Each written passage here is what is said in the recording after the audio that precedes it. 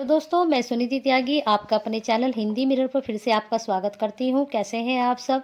दोस्तों, आज की वीडियो में हम माधवराव सप्रे की एक टोकरी भर मिट्टी लेकर आए हैं। माधवराव सप्रे हिंदी के आरंभिक कहानीकारों में से एक प्रमुख कहानीकार हैं। वे एक सुप्रसिद्ध अनुवादक तथा हिंदी के आरंभिक संपादकों में मुख्य स्थान रखने वाले लेखक हैं।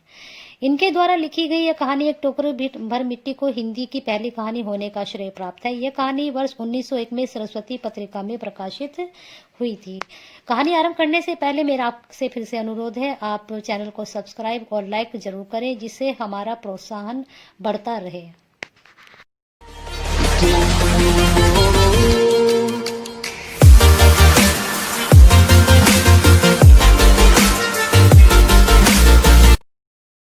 चलिए दोस्तों, आरंभ करते हैं आज की कहानी एक टोकरी भर मिट्टी, जो माधवराव सप्रे द्वारा लिखी गई है। किसी श्रीमान जमींदार के महल के पास एक गरीब अनाथ विधवा की झोपड़ी थी। जमींदार साहब को अपने महल का हाथा उस झोपड़ी तक बढ़ाने की इच्छा हुई। विधवा से बहुतेरा कहा, यानी कि उनसे बहुत ज्यादा कहा कि अपनी झोपड़ी हटा ले, पर वह तो कोई जमाने से वहीं बसी हुई थी, इसलिए वह अपनी झोपड़ी वहां से हटाना नहीं चाहती थी।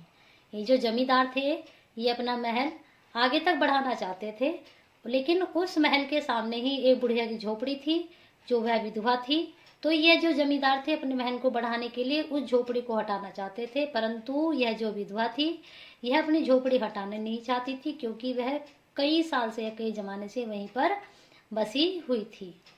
उसका प्रिय पति और इकलौता पुत्र भी उसी झोपड़ी में मर गया था। अब वह अकेली रहती थी।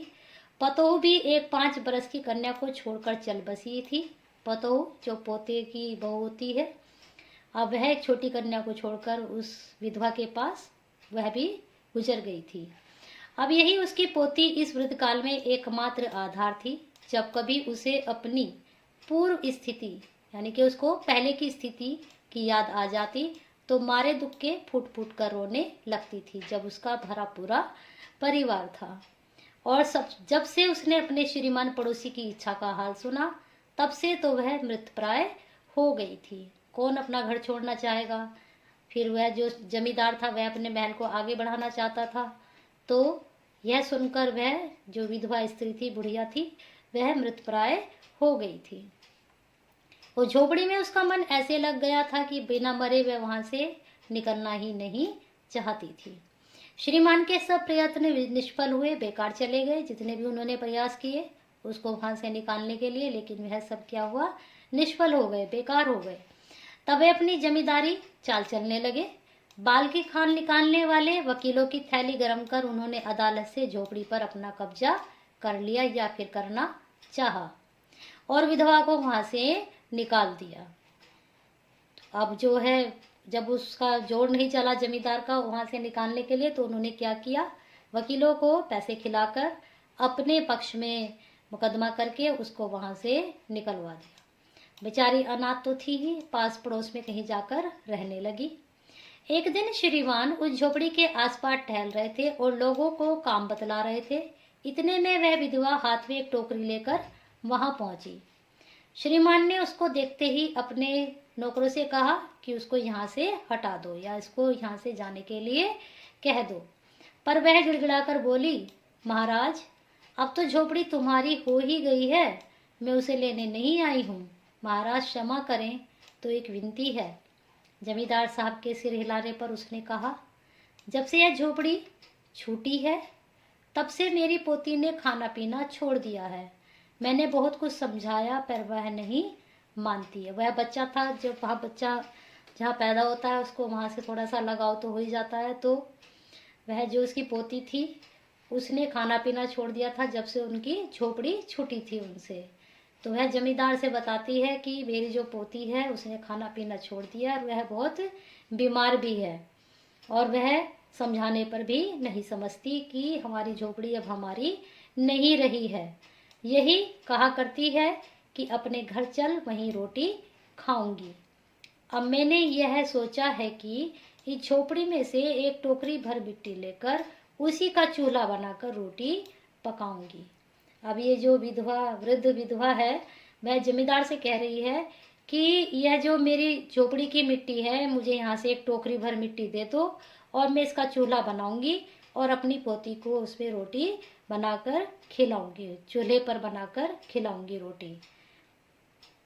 इससे भरोसा है कि वह रोटी खाने लगेगी।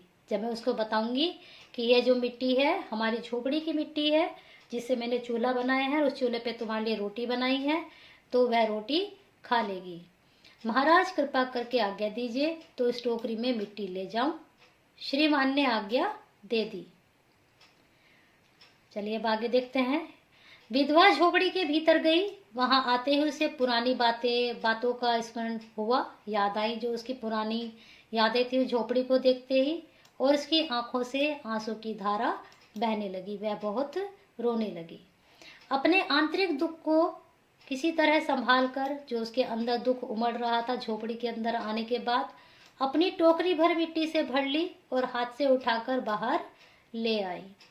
फिर हाथ जोड़कर श्रीमान से प्रार्थना करने लगी, महाराज कृपा करके इस टोकरी को जरा हाथ लगाइए, जिससे कि मैं उसे अपने सिर पर धर लूं। जमींदार साहब पहले तो बहुत नाराज हुए कि भाई ये मुझसे क्या कह रही है उठाने के लिए, मैं क्यों उठाऊं, मैं तो एक जमींदार हूँ। लेकिन फिर भी, पर जब वह बार बार हाथ जोड़ने लगी और पैरों पर गिरने लगी, तो उनके भी मन में कुछ दया आ गई। जमींदार के मन में दया आ गई कि भाई चलो इतनी बार कह रही है ये, तो चलो मैं हाथ लगा देता हूँ।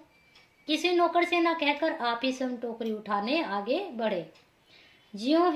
जैसे ही टोकरी को हाथ लगाकर ऊपर उठाने लगे, त्यों ही देखा कि यह काम उनकी शक्ति के बाहर है।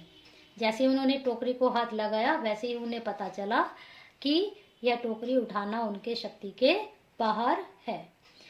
फिर तो उन्होंने अपनी सब ताकत लगाकर टोकरी को उठाना चाहा, पर जिस स्थान पर टोकरी रखी थी वहां से एक हाथ भर ऊंची न हुई। कुछ भी नहीं, उनसे हिली भी नहीं वो जो टोकरी थी। वह लज्जित होकर कहने लगे, नहीं, यह टोकरी हमसे नहीं उठाई जाएगी। यह सुनकर विधवा ने कहा, महाराज नाराज न हो तो एक बात कहूं, आपसे तो एक टोकरी भर मिट्टी नहीं उठाई जाती, तो इस झोपड़ी में तो हजारों टोकरियां मिट्टी पड़ी हैं, उसका भार आप जन्म भर उठा सकोगे? आप इस बात पर विचार कीजिए। अब देखो उसने कितनी बड़ी बात कह दी कि जब आपसे एक टोकरी भर मिट्टी की जो मैं उठवा रही हूँ, इसका हाथ लगाने से आपकी हिल नहीं रही है, और जो मेरी झोपड़ी है उसमें तो हजारों टोकरियां मिट्टी पड़ी हैं, तो आप इसका भार कैसे उठाओगे जब इसको आप हटाओगे यहाँ से? जमींदार साहब धन मत से गर्वित हो अपना कर्तव्य भूल गए थे, अपना जो उनका फर्ज था वो भूल गए थे कि जो जमींदार होते हैं, गरीब जनता उनकी जनता होती है और उसका ख्याल रखना उनकी जिम्मेदारी होती है।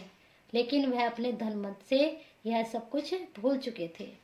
पर विधवा के उपरोक्त वचन सुनते ही उनकी आंखें खुल गईं।